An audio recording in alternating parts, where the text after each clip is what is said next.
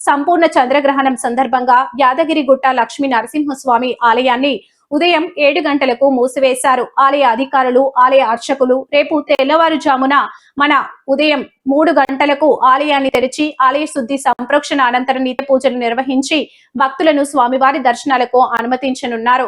రేపు ఉదయం 3 గంటలకు ఆలయాన్ని తెరిచి సంప్రోక్షణ చేసి అనంతరం యథావిధిగా నిత్య కంకర్యాలు నిర్వహించి భక్తులకు దర్శనాలకు అనుమతించనున్నారు. ఈవో భవానీ శంకర్ తెలిపారు. సందర్భంగా ఇప్పటి నుండి రేపు ఉదయం 3 గంటల వరకు ఆలయం మూసిపడుతుంది.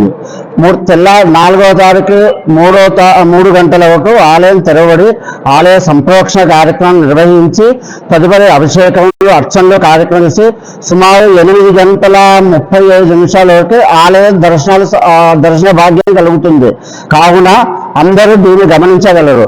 గర్భిణీ స్త్రీలు మాత్రము మనకి ఉదయం మధ్యాహ్నం 3:15 నుండి సాయంత్రం 6:47 వరకు జాగ్రత్తగా ఉండవలసిందిగా కోరడమైనది. జై శ్రీమన్నారాయణ.